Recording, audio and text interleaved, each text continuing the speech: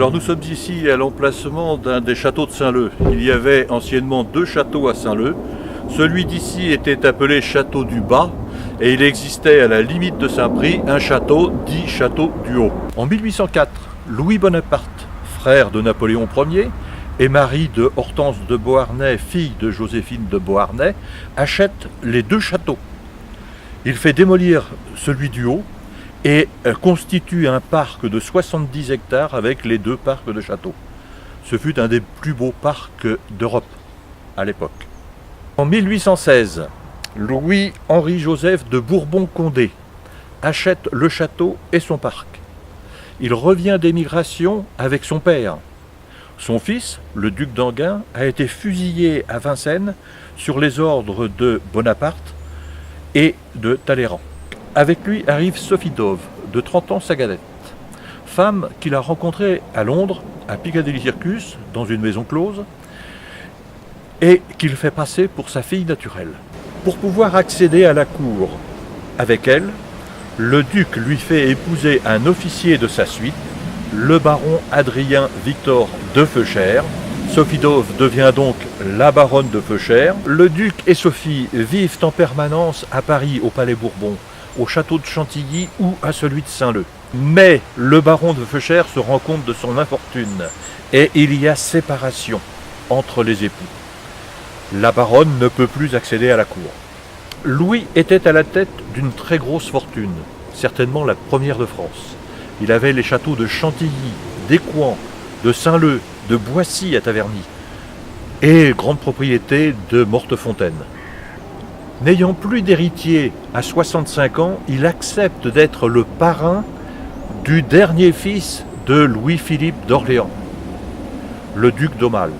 En 1827, la baronne s'arrange avec Talleyrand et très certainement Louis-Philippe pour que le duc fasse un testament en faveur de son filleul, le duc d'Aumale. À la suite de ce testament, Charles X l'autorise à revenir à la cour.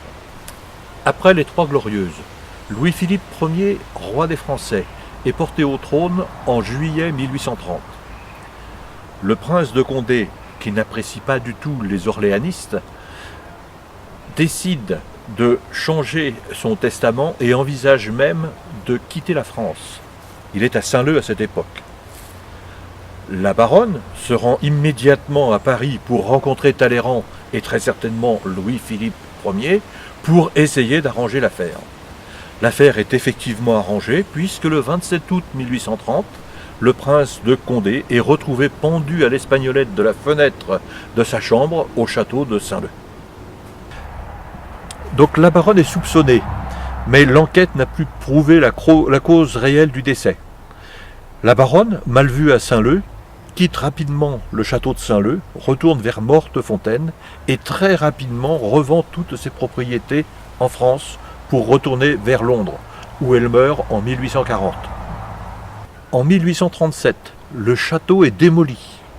En 1843, le vicomte Édouard Walsh trouve scandaleux qu'en France, il n'y ait aucun monument à la gloire de la famille de Condé, qui était une famille célèbre de la France, Ancien Régime. Il lance une souscription et rapidement fait construire ce monument sur un terrain qu'il achète à Saint-Leu. Il était spécifié que sur cette parcelle de terre, on avait retrouvé le prince mort et elle n'avait trouvé à l'époque acquéreur. Saint-Leu, c'est aussi beaucoup de Saint-Loupiens célèbres et une histoire riche. Pour en savoir plus, venez nous rencontrer aux Journées du patrimoine.